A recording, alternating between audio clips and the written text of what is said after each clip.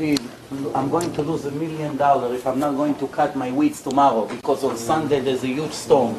I want to take my workers only tomorrow, Rabbi. I'm begging you. Please let me cut my weeds because I'm going to lose $5 million. Whatever the case is. Do you know in history, before Jesus, after Jesus, any rabbi that kept what Jesus suggested, not to move an inch from the Torah, that will have the guts to come and tell a student you're allowed to cut the weeds on the Sabbath? It's such a violation. But wouldn't you admit that there are exceptions? Yes, exceptions. Wouldn't you admit that there are some more important? Pikuach nefesh, only life risk. There is only one exception to the law. If a person is in a life threat, such as pregnant woman, she may get into problems, complications, or a person needs a hospital, we are the Jews driving on a Sabbath, or if we need to light fire to save the life of a Jew, even if we're not sure he has high fever, just there's a 1% chance that a person is going to die, comes the Torah and say, the laws were given for us to live, thanks to them, not to die. How about circumcising a child on the 8th day and violating the Sabbath? Okay. Which comes first? Comes the Torah in a clear sentence and told us that we are allowed to do it on the 7th day. And if you know, in the chapter 19 of the Talmud, the Mishnah, Perek 19, the Rabbi Eliezer, asking this question, and has about 2 pages with proofs and verses from the Torah. How do we know that we're allowed to circumcise the baby in the 8 days? And you asked before about the oral laws, and maybe that's the time for me to respond to your question. You have to use common sense, which is very simple. What's the common sense? God brings the Jews in front of Mount Sinai and gives them the written Torah. The written Torah say Torahs. You disagree with me, but we'll take it further. Now tell me, if God comes to millions of people, remember they're 1300 years before Christianity, so there's no argument yet. The argument will start 1300 years later, but at this point everybody see that event. Comes God and say to the Jews, here is the Torah I'm giving you, and the Jews listening to Moses speaking. How do we know? Nobody would be interested to take such a difficult religion to keep. So many laws changing their lifestyle completely, unless if what the Torah says is the truth. So when I read about myself that God spoke to Moses, I'm a witness. If it's not true, I will say, Mr. Moshe, there's a mistake in the book. May I? It's a good point. It's a good point. It's a very good point. I will give you the time, but give me another minute. Comes the Torah to Moshe and say, come one Jew and say to the crowd, excuse me, ladies and gentlemen, anybody heard here God speaking to Moses and giving him authority to be the leader? Please raise his hand. We are not interested to get it. We are free people. We want to do whatever we want. Like today, people don't want to be religious. What made millions of people all of a sudden became 100% strict and follow the rules? The fact that they heard God. Now, you may come and say, well, how do we know about the oral laws? Very simple. If you search in the entire written Torah, there are 613 laws. Not in one place the Torah gave instructions, the written Torah. The Torah never gave instructions for people how to follow this mitzvah, this commandment. Which one? All of them. The 613 laws that this. Without the oral laws, there is no way to understand one law. Such, I'll give you an example. The Torah say you have to circumcise a male born on the 8th day. You should cut the orla. We know what we cut when we circumcise a baby. Now, if we wouldn't have the oral laws, right when Moses bring down the Torah, people will say, what you brought us, Chinese book? Okay, God say we should not cut the orla. What's orla? Mordechai would say, orla it's this. He would say, orla it's this. She would say, orla it's the nails. He will say, Moses, what's orla? There's no oral Torah according to your opinion. What's orla? Where we have to cut? God said that if we don't cut it, we're not Jews. We want to be Jews. But God didn't tell us where to cut. Is it possible? I'm losing my eternity if I'm not circumcise my children, and God will not tell me even Aleph Bet how to do it, how to cut, what happened when the baby is sick. One question. Second, the Sabbath. The Sabbath. I got to keep the laws of the Sabbath. I don't know if you know, but there are May I interject? There are thousands of laws. They hear you every week. Maybe I can say something. No, I'm answering what you ask about the oral laws. You ask me a question, I'm answering. We need new rules. That's what we need. Okay, so you say it like this. You say the oral We law. need an oral law for our discussion here. I'm asking, you ask me a question, I'm answering you. And the point is like this. God say you have to observe the Sabbath, and a person that does not observe the Sabbath, exclude himself from Judaism. Why? It's the covenant that we made with God. It's applied to Jews, by the way, also. Not only to non-Jews. But a Jew that refuses to keep the law of the Sabbath, he puts himself in violation. And he is not able to do certain Jewish holy ceremony. Why? Because it's the covenant that God made with the Jewish nation for eternity. That's the word of the Torah. Now, where does it say in the written Torah, from the thousands of laws that we keep, most of us here, where does it say it? Comes the Torah in 12 different places and say that a Jew does not keep the law of the Sabbath, he will be stoned to death, and his soul will cut for eternity. Tell me please, in the entire written Torah, God comes and gives me an order. You should keep the Sabbath. You should not do any work in Sabbath. Comes a Jew that just accepted the book and says, okay, God, I'm willing to listen to you. Where are the instructions? There's nowhere in the world where it's one detail about the Sabbath. The same thing to Tefillin, the same thing, each one of the laws. Comes the Torah and separate between the written laws and the oral laws. And you know why? The non-Jews will not have it. Okay. Because if the non-Jews will have it in their hand today, nobody in the world will know if he is an original descendant of the Jewish nation. Why? Everybody wanted to be a son of God in that generation, because the Goyim, the non-Jews, they wanted to be religious as they are today. They want to join the nation of God, who everybody admit that got the Torah from Mount Sinai. Everybody, the Goyim, admitted. And they translated it to 70 languages, which show interest. So what do we have to do? Yosef, if wait a second. will be in the book, Wait a second. we will become Jews in 2 You're minutes. somebody who cares a lot about evidence, and I respect that. And you say that there must be an oral law, because if there was no oral law, we wouldn't know how to circumcise. Not even a simple law. Okay, We would not but know. Abraham was somehow able to circumcise, and he didn't have any oral law. The oral law, according to you, didn't come until Moses. How was it that Abraham was able to be a Jew and live before God and not have the oral law? Maybe there are other ways that they were able to follow the law without some mythical oral law for which you have no evidence. I have news for you.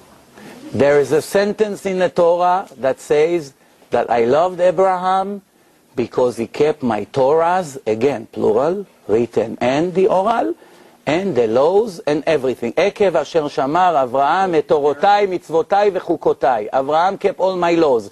Comes the oral Torah and ask your question. The oral Torah say how... Just prove my point. No, the opposite. I'll tell you how you prove my point.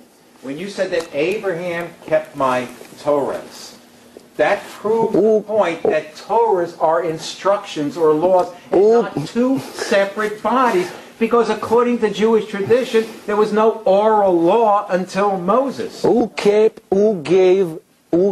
Abraham all the instructions, what to do and how to do, before the Torah was published? And I want to get your attention to one thing that the Torah says, that before the world was created, 974 generations before the Torah was ready, before the physical world was created. And before everything here started, the divine Torah was already existed. Now, if you know about Noah after the flood... I need some evidence on that. Okay, no problem. If Noah, after the flood, when he came out of the ark, how did he know how to tell the difference between pure animals and not pure animals? The oral Torah answer, because God gave the main people from the time of Adam. Every person that the Torah highlight had all the laws of the Torah for him and all his followers, until it was published in front of millions of people. And by the way, you should know that even the Sabbath was given a little bit before Mount Sinai. And now, you have to also remember one thing. If a person wanted to keep the laws of the written Torah, every Jew will do it completely different than the other. Now, you know that the Jews were living in exile for more than 2,000 years until about 60 years ago they started to gather in Israel. You also know there were no internet, no telephones, no communication, and the Jews were spread all over the world with no communication. Now, you also know that when the Yemenites, for instance, way before the destruction of the temple, they went to Yemen.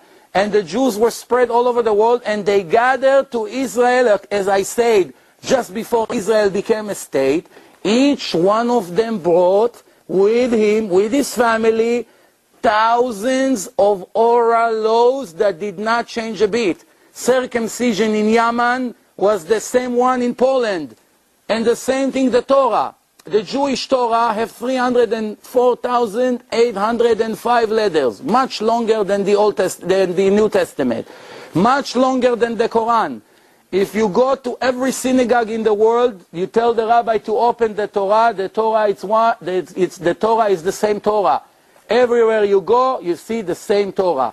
However, when you want to open up Quran in Kuwait and Quran in Saudi Arabia, and Quran in Israel, it's not the same Quran. There are many differences. Same thing, the New Testament, as I mentioned to you before.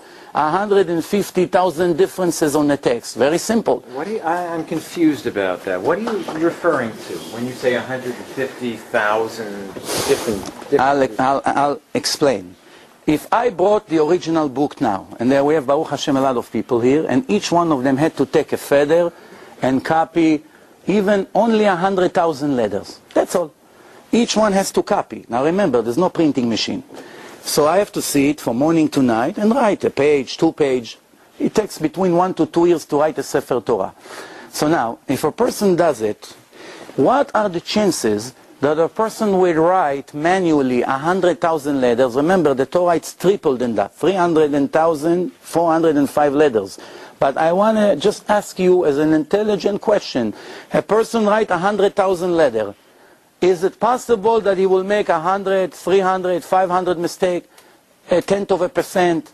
You know what? Let's go to the minimum. One letter out of 100,000, it's very normal that a person made a mistake, especially in the Hebrew letters. Why?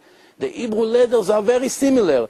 The Yud and the Vav, it's exactly the same. The difference is one little dot.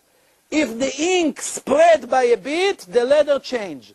So now, when the people copy it manually, and time when there is no electric, and they did everything manually, the battery died. Okay, so that gives me more permission to talk now. See? We don't want to give you any more permission. You do very well without extra permission. Thank you very much for the compliment. but Reuven, you were doing it too fast. I'll take care of you later. But the point was that a person make at least one mistake. He make one mistake in the letter Dalet. He made one mistake in the letter Resh. He made one mistake in the letter Lamed. He made one mistake in the letter Hey. He made it Chet. It's very similar letters. Now, between him and him, there's already 4 differences. And now, when everybody copied from the original text with only one letter mistake, now we have, 100, 200 people. There's already 200 different texts. Multiply by 2,000 years, what do you get? Okay. Now, finally, when you were talking about 150,000 versions, I couldn't figure out what you were talking about. Okay, what Yosef is talking about is that there are 150,000 variants. When you look at textual variants, you see, there are over 5,500 ancient Greek manuscripts. And what textual critics have done is to record every variation among these 5,500 texts. And so if you add up all those variations from all those different texts, you come up with something like 150,000. Yosef is correct. But let me just point out, if you divide it by by 5,500 to get an idea of the average number of variants per text, you're not talking about that many. And when you recognize you're just talking about a letter, one letter out of a word, what you come down with, even though you might have those variants, is you come down with a text where there's really no question about the text, because we're just talking about little spelling mistakes for the most part. Spelling that change the meaning of the words in many places.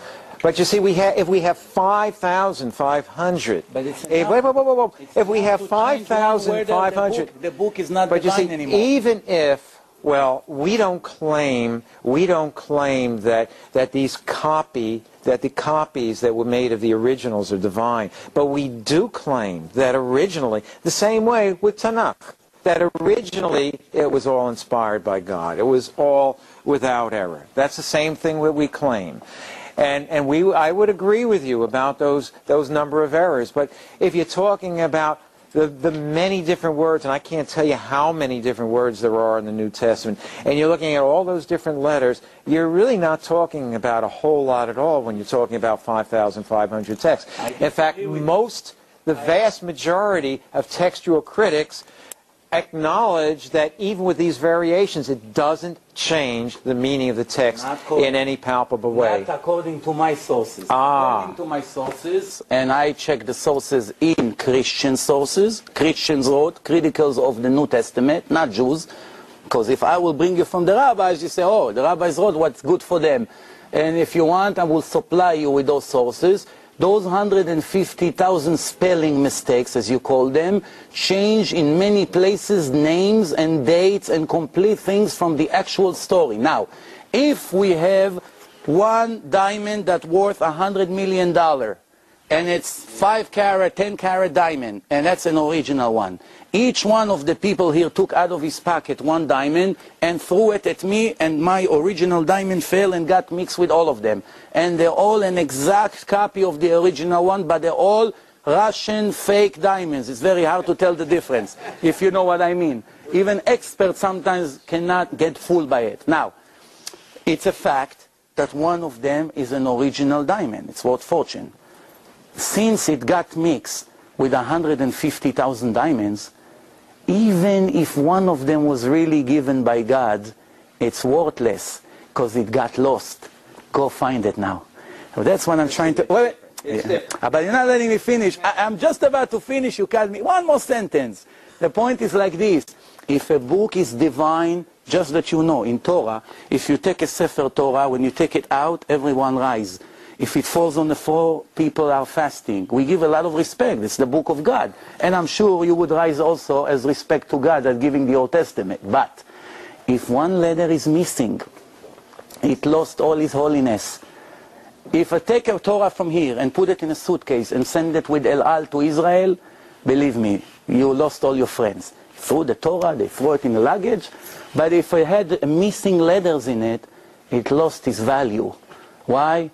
If it's divine, it must be perfect. If it's 99.9, it's not divine. It's human. Find me the original New Testament. Can you point to that? None of us have the original manuscript. We don't have the original Mosaic manuscript. Sure we do. No, we don't. Sure we do. The oldest text that we have are the Dead Sea Scrolls. We do not have anything older than... Incorrect. Not true. Incorrect. Well, I can point out a lot of rabbinic scholars who would challenge you on that, and not only challenge you, but they would also say Moses didn't even exist, let alone write it. Now that doesn't mean, now of course I don't go along with that, but just because you can come up with critics, and Yosef mentioned New Testament critics who take issue with the New Testament, you can find Old Testament critics who take issue with the Old Testament and where it came from. Right. Now, if a person will walk into the room and give you this book, and you hold the book, and he just told you, I received it from God, and you say, how do I know it's from God? He tells, I'll give you a week to test. If you find one mistake in this book, then you know God doesn't make mistakes. So you ask him, what kind of mistakes you're talking about? I mean, he asks you, what kind of mistakes? Say, geographical mistake, mathematical mistake, dates, contradictions. So you may say, okay, give me a week. I'll check it carefully. You open it in the first page, and you find the Twin Towers collapsed in Brooklyn. You have beautiful stories. God just gave him the book, he claimed. And you see, the Twin Towers just collapsed. They give you a date. Maybe the date is correct, whatever. It's irrelevant right now. It collapsed in Brooklyn. You, as an intelligent person, and I'm sure you are, I saw it. So I want to ask you a question, but give me an honest answer. Would you waste another second, continue to review the rest of the book, or you feel it's a waste of time? He just told you it's from God. And inside it said the Twin Towers collapsed in Brooklyn. Please answer this. Would you waste a minute after that, or you go to more valuable things to do? Shh. You want my answer? An honest answer, please. And you won't cut me off. No, I'm waiting. If I found, I have to admit, if I found in the New Testament that there were contradictions that couldn't be explained, say, from copyist errors or something of that matter, it would seriously undermine my belief in the New Testament. But let me just add this, that I acknowledge, huh? You were afraid I would add something. No, in America there's always a but. But that's, things are nuanced. You need buts. That's why they put that in the language. Buts are important. Take the time for your but. Kadila, let's go. But what if I find such incredible wisdom in the New Testament? What if, through a relationship with Christ, I find that through this relationship and through His wisdom, I'm miraculously changed? What if? Wait, let me. You said you wouldn't. Wait a second. You said you wouldn't interrupt me. Let me finish. Let me finish. Let me. I've been. This person, he doesn't know. I mean, we're talking somebody right now came from the street. Please. Must I follow your rules exactly? Do I have not a little bit of room to answer it the way that I can? Give you permission to follow. Go. You see, one reason, and I appreciate the fact that Yosef talks about evidence. Thank you. And reasons to believe. I really appreciate the fact that he wants to base his faith on solid ground. I do too. And there are many reasons that I believe in the New Testament. One reason I believe in the New Testament is a personal reason. The reason I came to Christ is that Christ changed my life. I was a crazy, mixed-up kid. I saw 5 PhD psychologists or psychiatrists, and they were all highly recommended, and each one of them left me worse off than I was before. I have been following Christ now for 31 years, and it's only been getting better. And the more I study the Word, and also the Old Testament too, the more I study that, the more I see such wonders in wisdom and understanding. Wisdom that can only come from a divine source. You know that does somebody have questions? Because you're probably getting bored just listening to the two of us. Anybody here is bored? No. Wait. You know that what you just said, it's not a scientific proof, because Muslims can swear that Quran makes their life so much better, and Hindus and all other cults. So that's really not an indication that shows that religion is true. But going back to my question that I asked you, thank you for your honest answer. So obviously a normal human being with common sense, not a genius, a normal human being, you don't have to be extra smart. If a person will claim that this book is from God, and I opened it and I saw in one page that the Twin Towers collapsed in Brooklyn, I tell him, my friend, I gave you your chance, you lost it. You blew it. Thank you very much, I'm a busy person. Fair? I gave him the chance. I took a week, I reviewed the book. I got lucky. After an hour, I found that mistake. Please explain me. One question. Not a whole. I am limited in paper. Go ahead. Go ahead. Ask me one question. All right. Go ahead. No. Please. Me or you? Me. Yeah. No. Yeah. I mean. Yeah. Please explain me. How does it say in the New Testament that the cave of Abraham, Isaac, and Jacob is in the city of Nablus. When every person in the world that knows a little bit Israel and knew Israel for the past generations know that the cave of Abraham, Isaac, and Jacob is in the city of Hebron. How can it be such mistake in a divine book? God, yes, here you go, here you go. It says like this. In the New Testament, where is it at? So I can find it.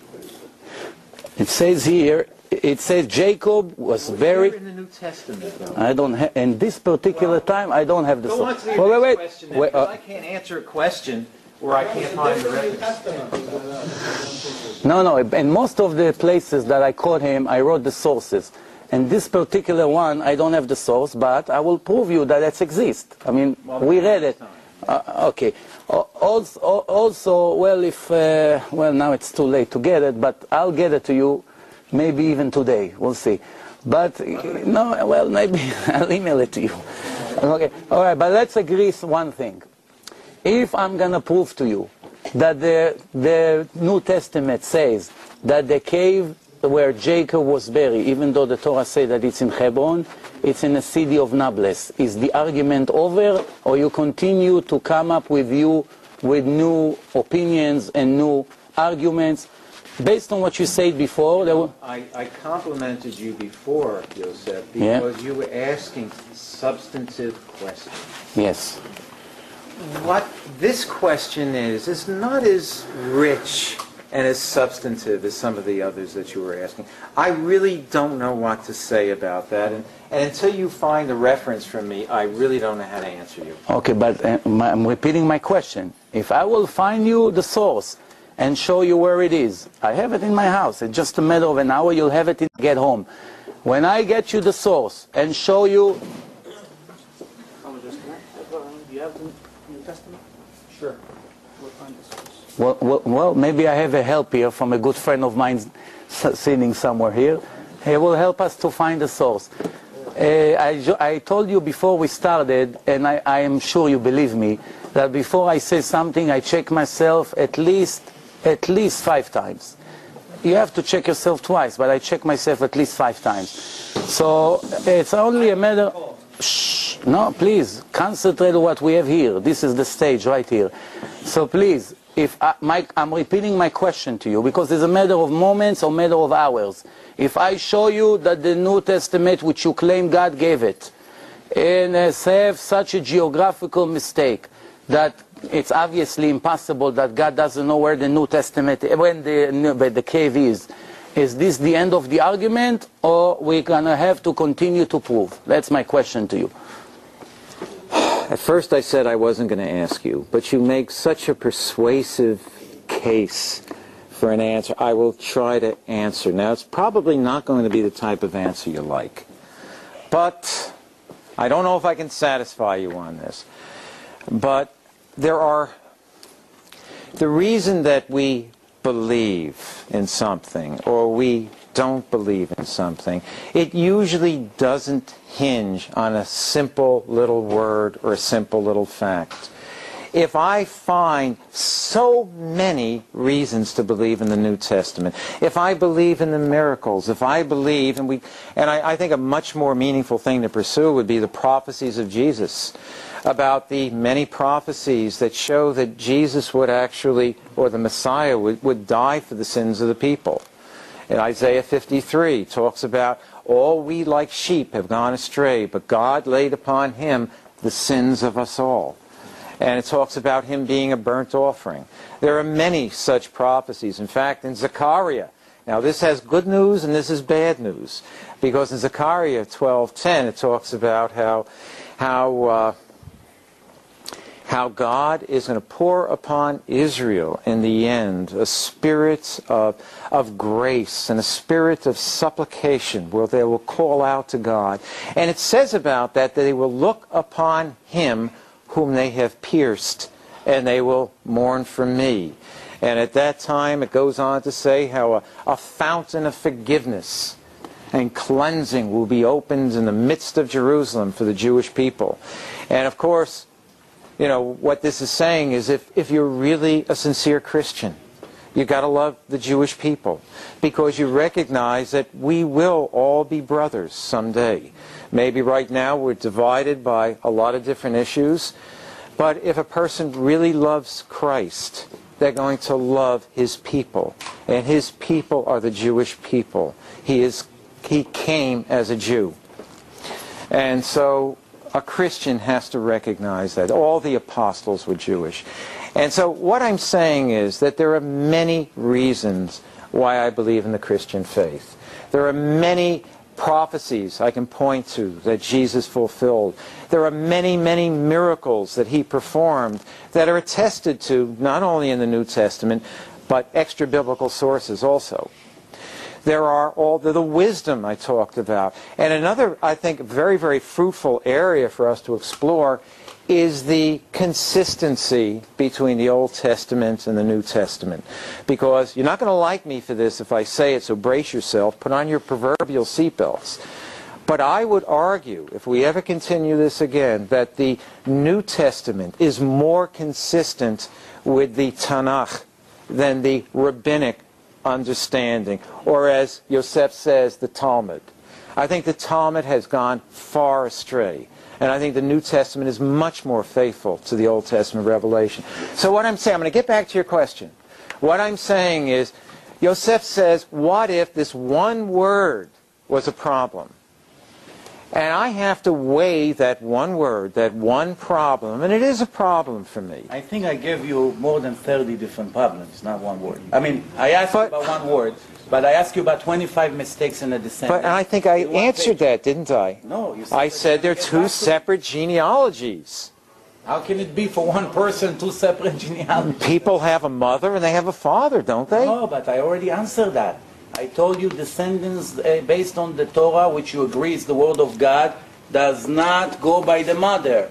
Well, it may suit your purpose, but it's not proper. But this situation is unusual because here you have a genealogy from a father who is not the biological father. So to cover all bases, perhaps that is the rationale. And I don't know the rationale because the New Testament doesn't give the rationale for giving two genealogies. But perhaps that is the rationale to cover all bases. That biologically, he's a child of David, he's a descendant of David, and also through adoption, he's the son of David. Well, adoption, you know that if I'm a Kohen, which means a high priest in a holy temple, and I adopt a son, and that's my only son, he cannot be a Kohen.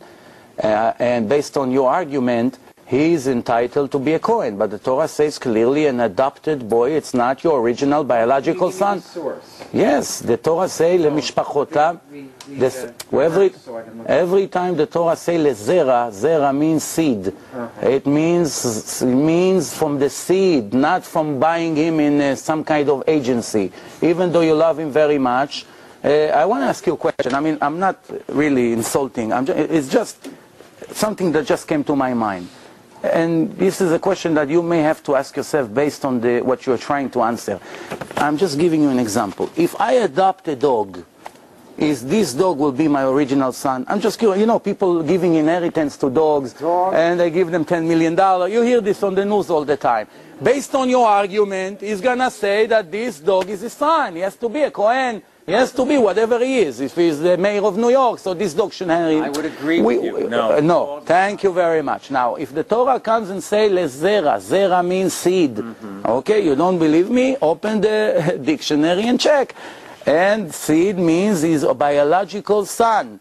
And it's obvious, and there's many, many sources. Not always. Not always. Sometimes zera is used in a figurative sense. Can you prove? Yes. Please.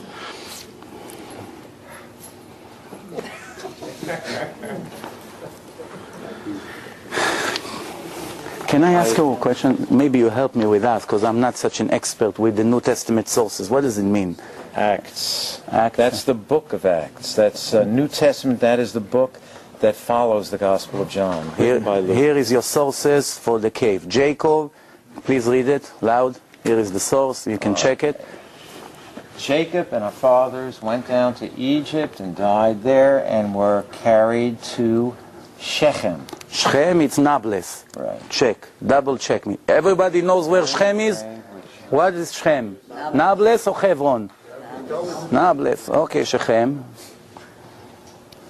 Okay, and buried in the grave which Abraham had purchased from the sons of Hamor in Shechem. That's another mistake. I highlight the mistakes. First, Abraham never purchased it from the son of Hamor Shechem. Read in the Old Testament, he got it from Ephron. So that's a very serious contradiction from the... Where is the New Testament? Please bring it back. Baruch Hashem, we found the source. So we have the source. Huh? Well, I found it. I have it. I showed them.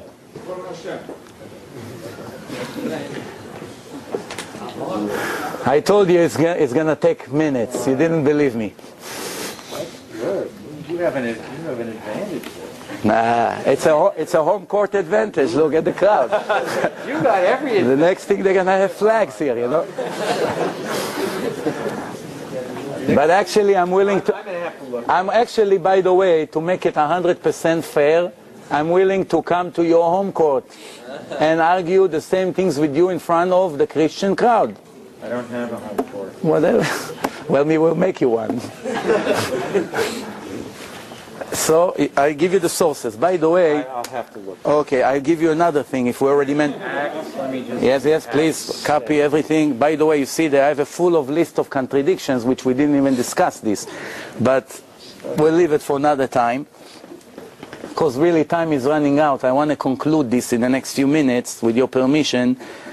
Please. I want to tell you, in the year 160, which is about almost 1840 years ago, there was a priest, one of the head of the Christian church. His name was Titanus. I hope in English it sounds the same. I don't know how to say it in English, but you know which one I'm referring to? Titanus. Please write it down. I mean, it's a foreign word. I mean, it was copying from English. So Titanus, and he wrote in his book that there is a serious problem with the contradictions between the four parts of the New Testament: John, Mark, Matthew, and Luke. And because of that, he offered the Christian church to modify and make a book and compromise. Since we have so many different problems, we cannot answer our crowd, how is it possible there's so many mistakes in almost every chapter? Why don't we make a new version of the New Testament, and we will address all the problems and all the contradictions. Now I want to ask you, please, based on what we spoke here in the last 2-3 hours, in the serious warning of the Old Testament, which they agree it's the Word of God, what is the punishment of a person that erased one letter from a divine book? No, loud. That punishment. How is the head of the Christian church, because he's dealing with so many human error, offering to take the New Testament and modify it completely and match between the contradiction? You don't have to believe me. That's why. Would not. Okay. Wait. I'm not denying that there's somebody heretical. Okay. Christian. You got all sorts of people. Okay. But that doesn't mean that we would ever justify. That's why I'm giving you the name. All you have to do, remember, it was a year 160 to the Christian counting. But, and I give you his name. Personally, I don't care about that. I don't care that there were certain heretics. One of the most important Christian Christians. church, who advocated this thing or that thing. Why you don't? That should bother you very much. That shows that the Christians are not loyal to the divine text. They do whatever they want with that, based on their needs. But you see, there are Jews who convert to Christianity too. Does that invalidate Judaism? I want to ask you a question. Is that a proof of something? I will tell you that today there is inflation with ignorant Jews, unfortunately, that never learned Judaism because of the exile condition, because of money problems, money issues. It's very expensive to get Jewish education. Someone like you, which is educated and intelligent and have some knowledge, can take any ignorant Jew from the street and in 20 minutes make him believe anything you want, I promise you. I have news for you. In many flights that I took to places in the world, sometimes in the airport, not always, but sometimes I met priests.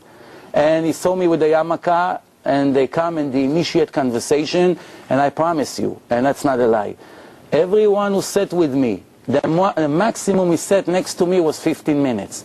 After 15 minutes, he ran away that I will not see him by mistake. Why? When I started to shoot the list of the questions that I had, as a matter of fact, I'll tell you a story that just happened. About eight years ago, it was the Sabbath, and unfortunately it was the Sabbath because at that time I used to film all the seminars that we're making.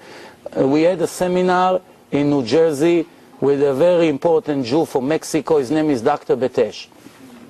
And Dr. Betesh said, while giving an example, a comparison between Judaism to other religions, he said, everyone who wants to bring a priest or any Christian educated person to argue, I'm open to suggestion at any time. Any time, guess what? There was a little Persian 7-year-old kid at that seminar, 7 years old. He thought it's going to be a nice challenge. He walked in a hotel and he found a priest, a pastor from New Jersey. I looked at his card, he had about 7 or 8 different titles. And I understood he had a large crowd, they had also a seminar there.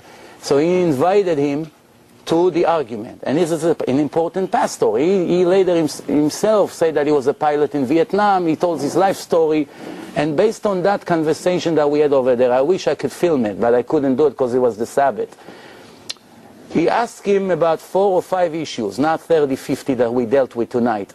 Well, the whole conversation was maybe 40 minutes. And then this was the reaction of the priest. May God be my witness. He hold his head like this, and he say, oh my gosh, my mother will kill me when she find out I converted to Judaism. That was his answer. Yes, I'm serious. Wait. Let me finish the story. Wait. You're giving me... They're ignorant Christians. I agree. You've already admitted. I gave you a pastor. Jews. A pastor. So a pastor, not an ignorant Christian. You're an ignorant pastor. Okay, all right. You answer my question. All right. Okay. If you think I'm about to convert, you're mistaken. You still did not answer the last question that I asked you. You stopped. You never gave me a chance. I did. You answered, but not to the point. You told me that if a person will come with a book, before I told you about the cave of Jacob, before I found you the source, I asked you, if a person will show you that the Twin Towers collapsed in Brooklyn, is that an indication that this book can be given by God? You hesitated, but in the end you say, well, that will be the end of this book for me. Now, when I show you the source, you contradicted yourself completely. Well, let me explain. Let me explain. Do you think I can dig myself out of this hole now? I don't know, you got me pretty deep there. The distinction that I wish to make is if there is no way to reconcile this mistake with what I believe the origin of the New Testament to be, then I've got a problem. But as with this case of Shechem, I do believe that there is a way to reconcile. I might not know right now, but I do believe there's an explanation. And also, what I try to explain is that there are so many compelling reasons to believe that the New Testament is God-breathed, along with the Old Testament. There's so many that I am mandated by logic and reason itself to believe that there must be some way to reconcile these disparate elements. I don't think that's a contradiction. Tell me, please. I have to study that first. Okay. I don't know how to answer it. We said it in the beginning. But again, just think of your wife. If your wife has been faithful to you for 50 years, and somebody brings you a report and says that in some way she was unfaithful, are you going to believe that report in light of 50 years of proven faithfulness? It's the same way with me in the New Testament, and the same way a Christian. If it has proved itself to me in so many different ways, if the writers have proved themselves, you ask the question, who would believe? It's easy for people to believe the New Testament because proof, but that's not the proper word to use. Well, let me talk. Well, please, give me a chance. Give me a chance. What you said was there was every reason in the world for people to believe in Christianity. It's so easy. It took away the law. Why wouldn't people believe in it? But just think of the difficult things that people had to risk their lives in order to believe in the New Testament, because it was the death penalty, as you point out, to believe against people's understanding of the Old Testament. And besides that, how could anybody believe in the leader of the faith, Jesus Christ, dying on the cross, and there being any validity in that religion unless there were actual miracles that took place? Who would want to believe in somebody who was stripped naked and tortured to death? Who would want to believe in that unless there were compelling reasons? So I would assert there are many, many compelling. The reasons and proofs are complete two different things. There are many, many reasons why so many people in the world doing foolish things. The fact that 60% of the youth smoke drugs or use LSD or cocaine doesn't mean that my children and your children also have to follow it, because we both agree that it's not the proper life. So using a majority, what the people does, or so many reasons why people follow one person, I have news for you. I have a list of more than 50 false messiah here. Do you want me to start and tell you the life story of each one of them? It may change you from one to the other, because they all claim what you just said. I have a list of the last 2,000 years. There's books full of false messiah, even among Judaism. That one of them, everybody was sure that he's the Messiah, and it turned that he died. And once he died, the rabbi said that was a false belief. It's impossible. You should know one thing, and I'm sure you do know, but for the crowd. The Bible says that Elijah will come 3 days before the Messiah will appear, and he will tell the entire nation to prepare for the arrival of the Messiah. And the Messiah will save the Jews from all their agony and pain. Those conditions never happened in the life of Jesus. The Jews suffer since Jesus from the Christian church more than any other nations.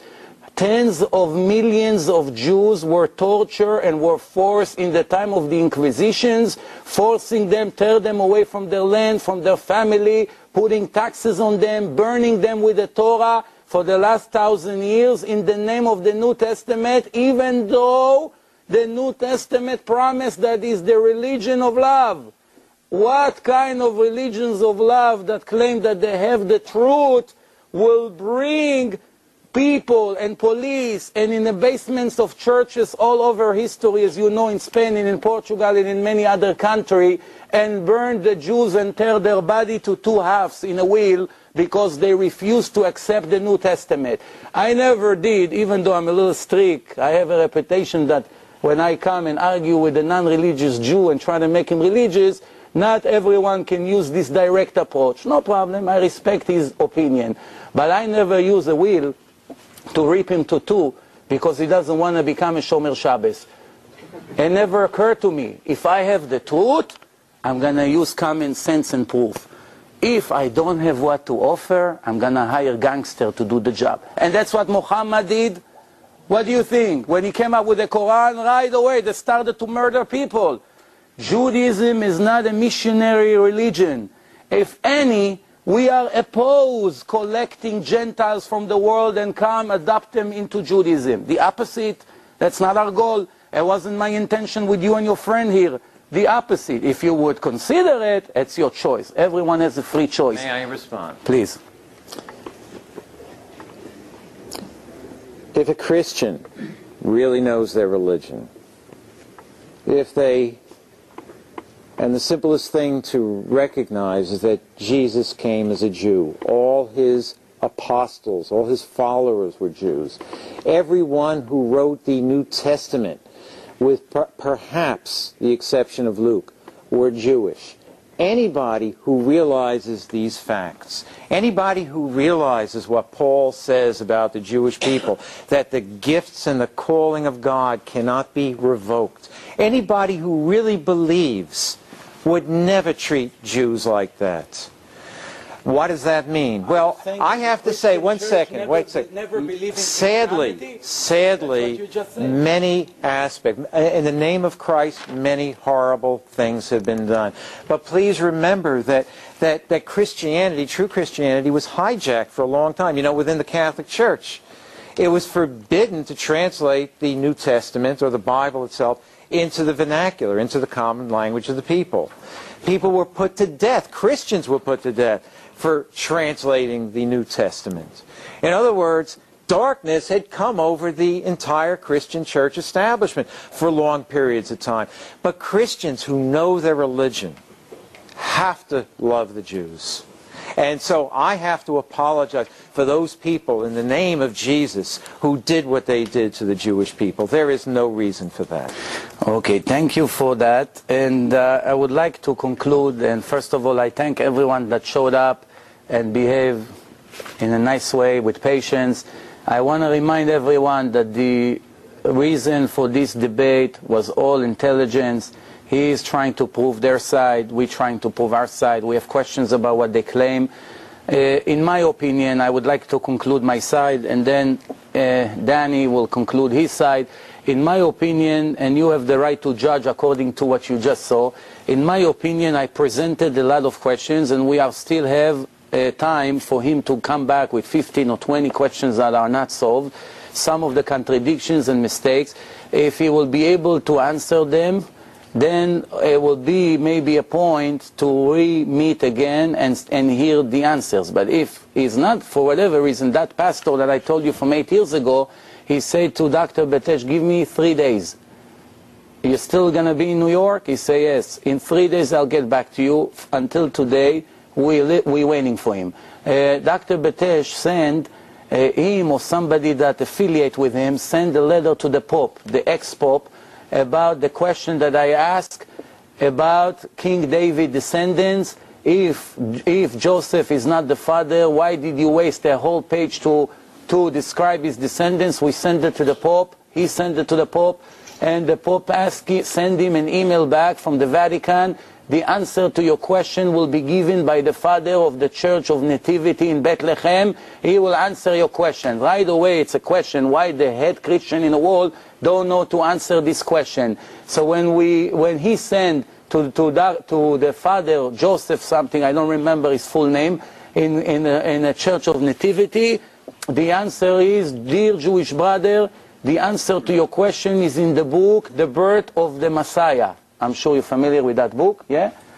No? So if he gave us a book, a name of a book, Dr. Betesh asked 5 experts to read the book and look in the entire book for the answer to this question, and there was obviously no answer, so he sent them back another email, and the father apologized, and he said, I'm sorry, I gave you the wrong source, the name is another book. And 5 other people read the new book that he gave, and the answer was not given. He thought maybe they'll leave him alone.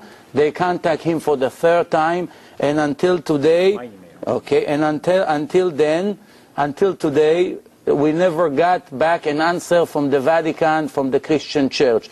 In my opinion, we will never get an answer to this question, because the people who wrote the New Testament made such a critical mistake. There is no way to correct it, because if it's divine, there cannot be such a human error in it. If you try to prove that she did not cheated on her fiancé and her husband, and she did not become pregnant by another person, which we have her name, the real father of Jesus, I didn't want to bring it up. I didn't want to make this conversation ugly, that's why I kept it outside. If you want, I'll give you the source, what's his real father's name. But in that case, we asked many experts in the Christian world, and the answer were never given. And plus, all I asked my friend here, so far, in many years that I've been doing it, not one of these questions was answered. Everything I told you right now is the truth. I'm waiting for you to be the pioneer, the first one who really give me the answers, and believe me, I will be the first one to bring you back up here and let you read your answer in front of all the audience if they agree to come one more time. Because we are not trying to hide the truth. The Judaism always educated to questions, and the whole Talmud is questions and answers. And to one last sentence for tonight again, everybody has to remember from the entire question, from the entire arguments, in my opinion, one very important sentence. If it's divine, there cannot be mistakes. The rest of the book can be marvelous, beautiful, copy from the Old Testament, copy from here, copy from there, opinions, beautiful stories, miracles, happened, didn't happen. We don't even want to waste time of challenging the miracles. That's not even the issue here. Because I told you, and Jesus himself admit that making miracles is not an indication of anything. The conclusion that I'm trying to make to Danny and his friend right here is very simple. Divine has to be perfect. One mistake, not 50, not 500. One mistake, one contradiction in a text, 25 mistakes in a descendants, the cave it's in Shechem, 75 people went with Jacob to Egypt, and so forth and so on. The list is huge. I cannot go blinded after my feelings. Feelings means nothing. A lot of people, because of their feelings, they're in jail, they are killed already, their families are broken. Judaism did not educate to go by your heart, by your feelings. Yes, feelings is important, but when your feelings say that your cousin is stealing from your register, but is from your business, but is your cousin, you don't want to fire him. That's your feelings. But the common sense say that if you don't fire him today, you will be homeless in a year. Common sense wins over the heart. Believing means not knowing. If you believe in the New Testament, you have nothing. You prove, you have answers to all the dilemmas, then you are free from any conscious problem. If you want to close your eyes and ignore all, believe me, and I promise you, if you want, I will continue to send you more and more questions for the next year. I have a lot more sources. I have books in my home that I didn't even start to bring because I knew the time will not give. It's 11:30. Take your time, please. Well, I think the questions you raise are pertinent. I don't think they're as weighty or significant as some of the others. I think there are other things that we can also look at, not to dismiss the question of contradictions. You know, there's the question of how well the New Testament fits in with the Old Testament. And is our Christian understanding more accurate, more in line with the Old Testament than the Talmudic or rabbinic interpretation of Tanakh? For instance, let me just throw out another verse for you, because from a Christian understanding, we are under the New Covenant now, that the Old Covenant has been fulfilled. And we see a lot of evidence for this in Scripture. One piece of evidence I did mention to you before was the fact that nowhere in Scripture does it mention that the Mosaic covenant is eternal. But in fact, there are many indications in Scripture where it is going to pass away. And let me just read you this one verse from Jeremiah 3:14 to 16. And it goes, "Return, O backsliding children, says the Lord, for I am married to you, and I will take you from one city, and two from a family, and I will bring you to Zion, and I will give you shepherds according to my heart, who will feed you with knowledge and understanding. Then it shall come to pass, when you are multiplied and increased in the land, says the Lord, that they will say no more, the ark of the covenant of the Lord." And that represents the Mosaic covenant, doesn't it? "It shall not come to mind, nor shall they remember it, nor shall they visit it, nor shall it be made any more." There are many indications that the Mosaic covenant is going to be replaced by a new covenant, which is termed everlasting. And that's what you have to deal with. You have to deal with the question of, has the Messiah come? And what is the evidence that the Messiah has come? I haven't talked about the New Testament evidence, and purposely, because you're interested in the Old Testament evidence. So I've been trying to give you evidence from the Old Testament. There's a lot of indications in the Old Testament that Israel is not going to succeed in earning their righteousness under the Mosaic covenant, that there would have to be a change. For instance, the Jewish people are often called stiff-necked people. Now, I'm not putting the Jewish people down. I happen to be Jewish myself. Talks about them being a stiff-necked people. What would change it? Well, the new covenant entail a change of heart, that God would come to the people in conjunction with the Messiah and take that hard heart and replace it with a soft heart, and he would cause the people to always follow him. There had to be a change, and that change would deal with not only a change in who we are, but a change in the priesthood too. Remember that Moses promised the people that it wouldn't just be the Levites who were priests. He promised that there would be a whole nation of priests. And you see, here's the bad news again. You will be a nation of priests, but the bad news is you're going to be stuck with us. We're going to be with you. We're going to be part of Israel, and we're going to be judging the nations along with you. So you might as well get used to that idea, because it's not only in the New Testament, it's also in your Old Testament. One last thing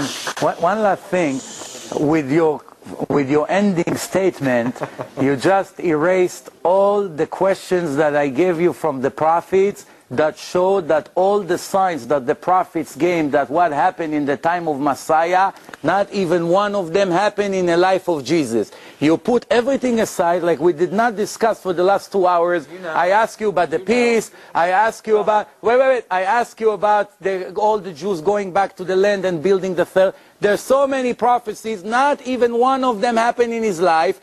The prophecy said that he has to have a son, and he never had a son. He did not. Show me that. Yeah, well, I'll show you if you want. I'll show you right now. But I don't want to end it to the end of the night. It's in the book of Isaiah. My wife is going to be called pretty soon. But wait, check it. Check it. But the point is, you choose to put away all the questions that I brought you from the prophets, that not one of these prophecies suit the life of Jesus. Not only that, he died, and he couldn't even help himself, and he never helped the Jews. If any, he brought the Jews more agony than anybody in history. And you put it all aside, and you come and say, he's going to come, he was the Messiah. He said, well, you're ignoring reality. Would you like to take a look at the prophecies that talk about the Jews rejecting their own Messiah? We've got plenty of those too. Okay, remember. First, your job is, with my opinion, is to answer all the contradictions in the New Testament. Once you cover one by one... We need new ground rules. Once you cover... We need a new oral law. Once you cover all the questions and all the contradictions that we had in your text and in the evangelist and the 4 books of the New Testament, from that moment on, you will be able to use the New Testament as a proof to anything. Right now, you are not authorized to use the New Testament as a proof when there are so many open issues. You first have to cover those issues. And purposely, I haven't used it. You're the one who's been going to the New Testament. I have just been talking from Tanakh. You have to agree with me that I did not limit you to anything you wanted to say. I didn't tell you before the conversation, do not use this or do not use that. The opposite. I encourage you. I told you I have questions to you, and then you want to say whatever you want. I'm open to all your questions. But you have to be, I'm sure you're honest, but it's hard to admit, even to greater people than us. All I'm asking you to do is go and get me all the answers to the question I ask you, and me and you will eat in McDonald's and Yom Kippur, and I'll pay the bill. Thank you very much.